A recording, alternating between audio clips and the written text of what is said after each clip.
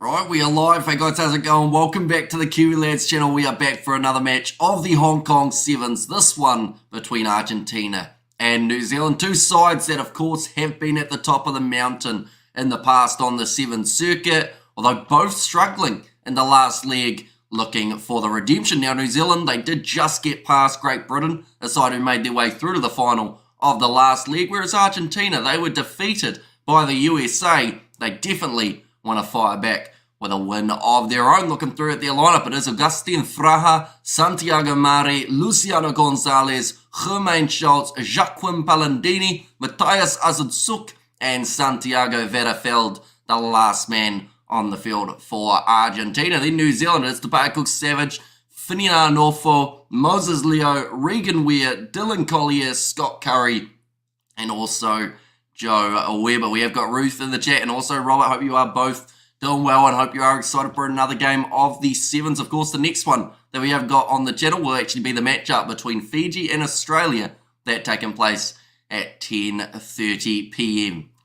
So about an hour and a half away from that contest. Like I mentioned, these two sides both having close games for their opening contest. Argentina suffering the 14-10 loss to the USA, which I don't think many people expected. I think that Argentina, ever since they were handed that loss a couple legs ago, it's extremely surprising, some of these firing back results. But then that's the thing. Sometimes you can have all the momentum in the world, and then in one fell swoop it's taken away, and then you have to try and find a way of rebuilding it. But for New Zealand, they have been at the top, they have been near the bottom, and now they're trying to find that consistency in the middle of the competition. Of course, Argentina, they are the only side that have confirmed themselves a spot in the 2024 HSBC Sevens based on the technicality of points. No other side, though, are in that same boat. After this leg of the Sevens, of course, a few more sides will find themselves in that same scenario. But for now, it's just Los Pumas. But we are now ready to go. New Zealand will be kicking off this one from left to right to get us underway. A 15-metre kickoff there from the Kiwis. Does bounce up awkwardly. Palandini manages to regather. Now, both of these sides did have relatively intense first contests. That's a little bit too high from Finian Norfo, I should say, for New Zealand. Luciano Gonzalez tackled in the midfield. His opposite number there, Joe Weber, trying to get the turnover for the New Zealanders. Doesn't work out. Los Pumas now in possession. Good driving tackle from Tapaya Cook-Savage. Close to a knock-on from Mari. It's stripped off him by Curry. New Zealand now have the ball. Moses Leo goes across to Joe Weber. Finian Norfolk pass on the outside to Dylan Collier. They're inside of the 22 at the moment here for New Zealand. Couldn't quite find that pass that he was after, so he held on to it for just that little bit longer. I like the look of both these teams. There's Ruth. That's the thing. They're both top contenders, and they've both got a chance of winning this Hong Kong Sevens competition. Of course, there are a few other sides that have struggled in Hong Kong. One in particular would be South Africa, not finishing in the top three for over 5 years. Finian Norfo with the step, and they're going to be through New Zealand. They score the first try of this contest. But Finian Norfo, the man who does manage to get the try, 5-0 now for New Zealand. Should be a nice, easy conversion as well here for them. But Germain Schultz, the driving tackle there. Sorry, mate, I missed some games. A big Nat says, right, no worries at all. We have still got one more game later on tonight. Of course, we don't have as many games as we would have liked to cover initially, but that is due to the fact that I am sick at the moment. So as much as it is a busy weekend and we want to be able to cover absolutely everything like we normally would, I probably will have to miss a few games. But hopefully we cover most of the big ones. That is the goal anyway, but that kick from New Zealand is over. Now making the score 7-0 in favour of the Kiwis.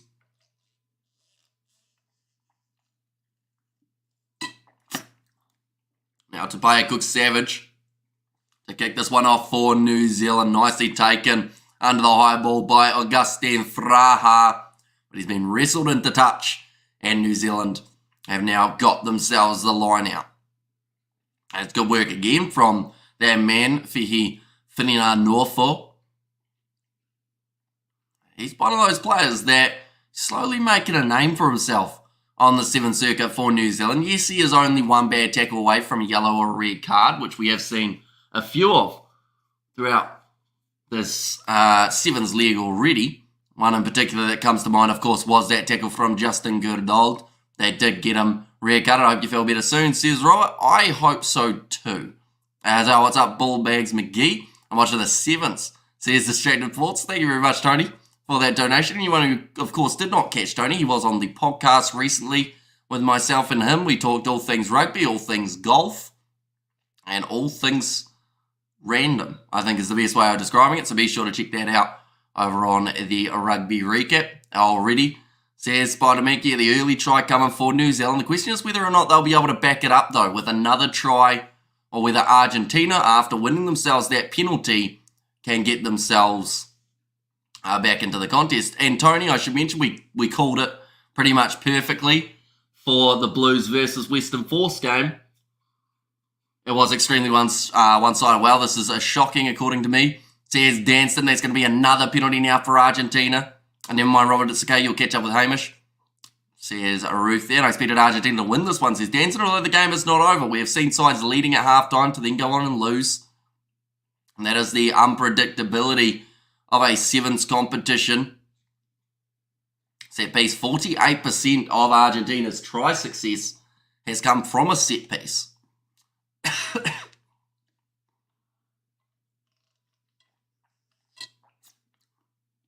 Now 2.5 minutes remaining in this first half. Palandini swats the ball out the back to Pay Cook. Savage now finding another offload, this time to Scott Curry. And it was the best podcast I was in all week. Just watching, or finished watching the Blues Force. What a route. There's Distracted Sports. Of course, the better game of the night, I think, will be that one taking place between the Drua and the Rebels. Here comes Moses Leo breaking through and scores the try. Or does he?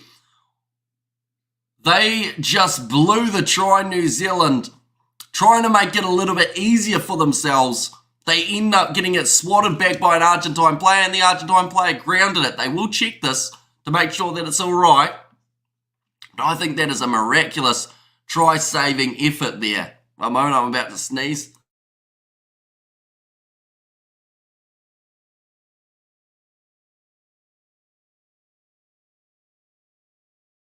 We are good. Almost. I don't remember if Argentina dropped a game of sevens. I mean, they did drop quite a few last leg. They were knocked out early. Right, it's going to be a 5-metre scrum for New Zealand. The TMO saying it's a no try. That is fantastic work from the Argentines. And Vamos Kiwi Lad says Blues Nate. And the way Argentina's playing, I don't think they will win. And that is one of the dumbest things I've ever seen since Direct Sports. That's the thing. Easy try for New Zealand. But they wanted to make it 7 points rather than 5. Like, it's really dumb from Moses Leo. And, you know, it's a weird situation, isn't it? Because it's showing respect and disrespect at the same time.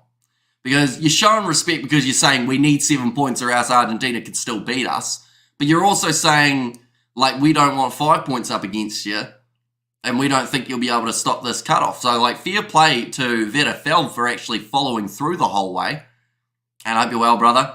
And we New Zealand have a cracking start. Good sign. Got their momentum and their rhythm again. So here's a Ruth. And there as well. Well, brother, how are you? So here's a dance, and I'm back from my dad's rugby game. 25-21. As my dad's team also, they got the win right. Moses Leo has, no, he hasn't scored this time. He's blown it. He's dropped it. Right, they're going to go upstairs and check this one. Moses Leo has blown 2 easy tries in a row here for New Zealand. So Joe Weber went across and then couldn't gather it. I'll show you my own account back.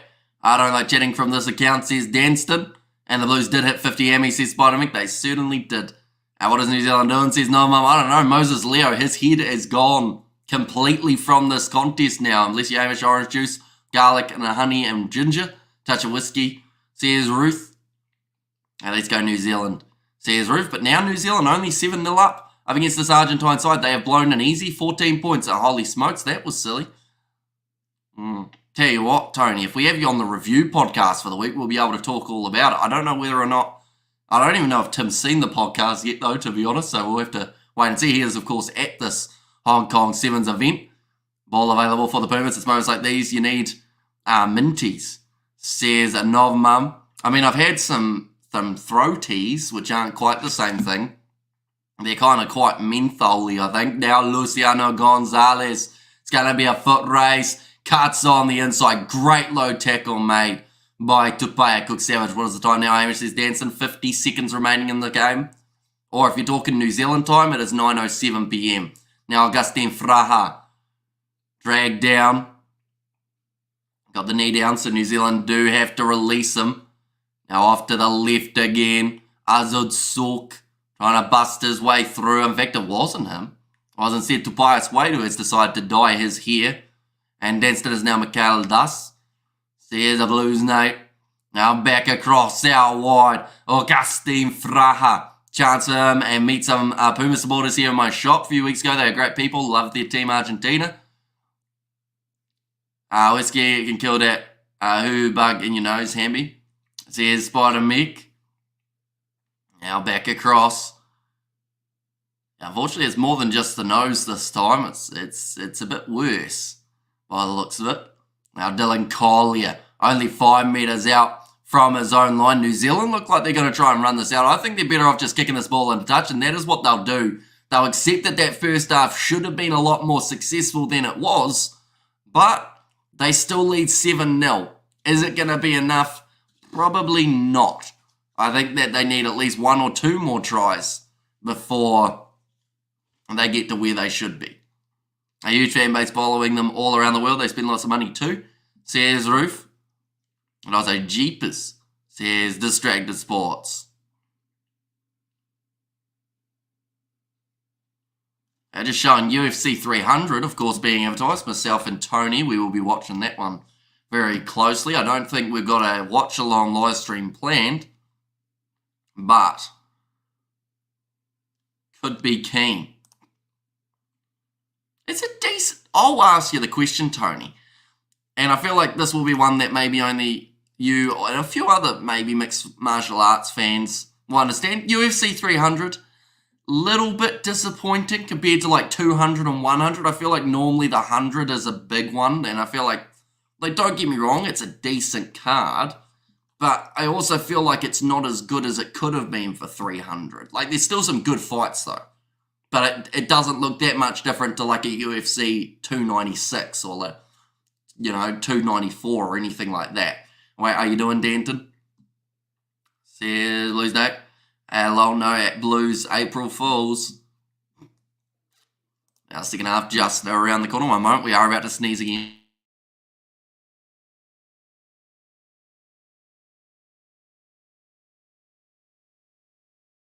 Oh, we are good. Second half, just around the corner now. And, oh, that guy and that girl are both asleep. She is asleep holding a beverage. That is impressive. I feel like if I tried to do that, I would spill the beverage on myself. And yeah, it should be a giant showcase. Yep, disappointing. As a pretty regular PPV. I'm glad I'm not the only one that thought so. Like, when they were showing all the fights, and like, I'll be honest, the fight that I'm most looking forward to out of the main card is probably Gaethje versus Holloway. And that's not even for any sort of belt, I don't believe. I think that's just or is that a belt? No, that's just a lightweight fixture. That's just them going head to head. Or is it? No, neither of them have the lightweight belt, do they? That I can think of. I can't even think of who's the lightweight champion at the moment. That's really bad. And 3 months till the Olympics and 3 more Sevens events. So here's Blues Nate. Yep, there's still plenty more Sevens action coming just around the corner. We're going to be covering it at the Olympics as well. And chill out, Hammy, just chill. So here's Spider Mick. Now to Tupaya Cook Savage. Going back across to the right-hand side. Ferdinand Norfolk. In fact, it's Moses Leo. He's gone through. And he'll win the foot race up against Palandini, Who was that? Brady Rush was calling for it on the inside, waving his hand, going, pass the ball to me. But Moses Leo, he needed that try.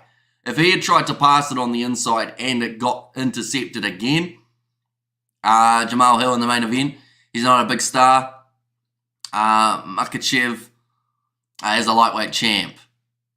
That's true, isn't it? See, when's he fighting again? I feel like surely you have I know it kind of kills off some of your other pay-per-views for the next little while, but you have 3 or 4 title fights, don't you? I guess that's probably too many, but I feel like there were better titles that could have been defended. It's probably the way that I'd describe it, but, if John Jones wasn't injured, I think that this card probably would have been one. If McGregor had come back earlier, maybe we could have seen him in a co-main or an opening fight of the main card, just because that would have been a really good way of doing it, I think. But of course, he would have had to already fight someone, whether that was him fighting Michael Chandler already, and then he fights, I don't know, who else? He wanted Poirier, I think, or he wanted Diaz. One of those guys could have been a good way of doing it. Looks like another change is about to be made. Tony Nashu, an update score, Hamish Tears Danston. There we go. That is updated. 12-0 at the moment for New Zealand. Now Palandini about to throw this ball in. Argentina, they are not out of this game. They just need one quick try to be able to help them in the right direction. Azud so quick hands to Palandini again. Tony, live stream your bull bags. Distracted Sports gets you subs and Zolas. Says Abaluzne. Maybe on kick. Kick seemed to have a lot more looser rules. Depending on how sick I am tomorrow, we may have to very nicely ask Tony if he'll fill in on one of the streams for us. I don't know whether he would, though. We'll have to bring him out of his streaming retirement. To Mangareye. There's a Blues note. Now 5 minutes remaining. Tapaya Cook Savage goes back across to Brady Rush. Now in behind Regan Weir. It's been tackled down. Brady Rush again going back across to Tony Nashu. Nice skip pass out wide to Scott Curry. Breaks through one tackle. Offload on the inside. And Tony Nashu scores it after being clotheslined. And Izzy's trilogy with Pereira for the lightweight heavyweight. That would have been massive. That is true. They could have, because when's that actually happening? I feel like Izzy at the moment's a little bit up in the air with when he's actually gonna fight. Because, don't get me wrong, the next UFC, 301, Pantoja versus Usyk, I think his name is, that doesn't really light the world on fire either. Maybe we're just past that era of well-known stars. I'm looking at UFC 302, and it's Nico Price versus Jeremiah Wells. At the moment is the slightly close, that says the main event, but I think that will change. I'd like to think anyway that it would. And 19-0 says Danston. As in Breakers for middleweight. Are we his next fight? They'll be big. Says Australia Sports. That is true. I think one of them... Did Drakus need surgery after a Strickland fight, or is he just...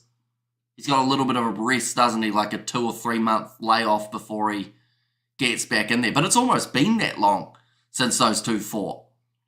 New Zealand now sitting 17-0 up. On the halfway line to Tapaya Cook Savage. Ready to kick this ball off with only 3.5 minutes remaining. Sweet as Ruth, thanks for asking. Says a Spider Mech. I feel like this has been a disappointing performance from the Argentines. And Ricketts breaks down every 5 minutes. Says Strata Sports.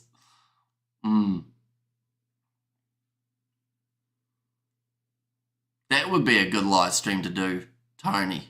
If he returns and me and you do like a co-one.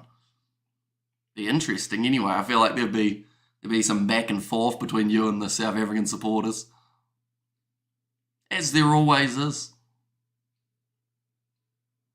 Yeah, New Zealand just playing that man in the air for Azad Suk. who's asking for the penalty. It didn't lead to a yellow card, which sometimes it does, though, in the world of sevens.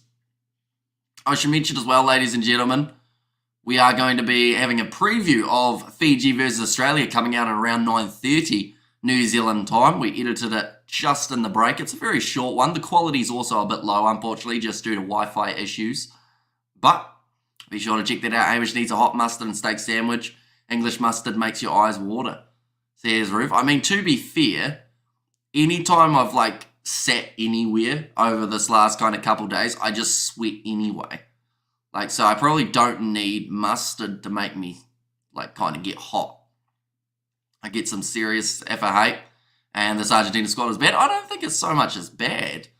You look through at their side, it's still a fantastic team. It's just missing Marcos Mineta, but aside from that, it's the same side pretty much that has won title after title after the last kind of they were on the longest winning streak in Argentinian rugby history in the sevens not too long ago.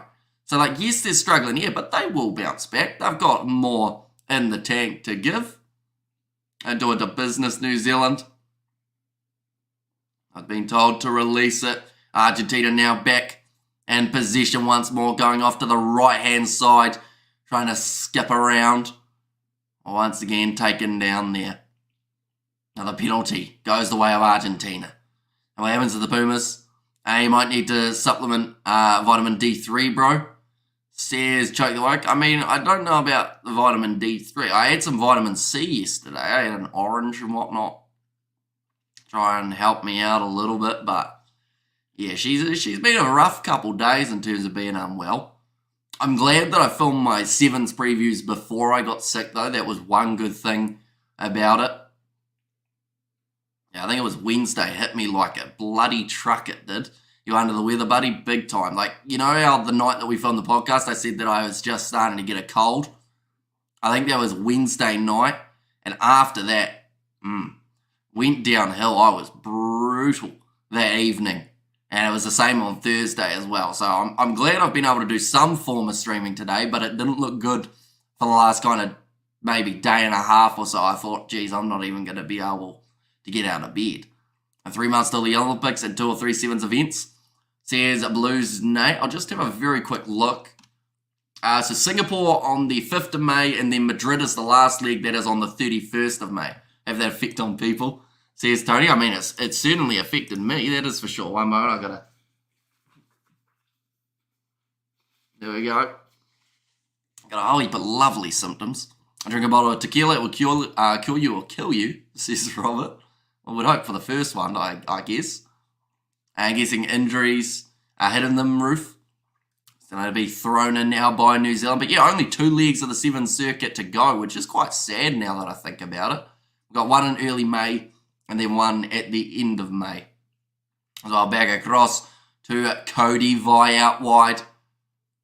Taken down 40 metres from the line now. Lots of hot chocolate with a twist of whiskey. It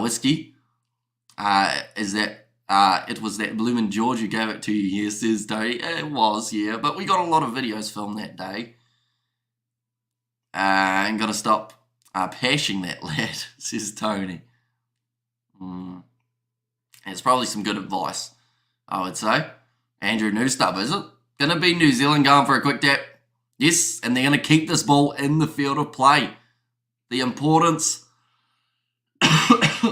of points differential. Penalty goes the way of Argentina, though. They may have made a big mistake there in New Zealand. And George sending good wishes. There's a Roof. Now Shea Clark. Good tackle made there. Nicely picked up by Brady Rush. Now to play Cook Savage. Pass on the inside to Cody Vi. And New Zealand will finish the job. This has been a dominant game for the Kiwis. They have got 22 points with a kick to come. They're in a good position here to go on to not just win this game, but also to top this pool,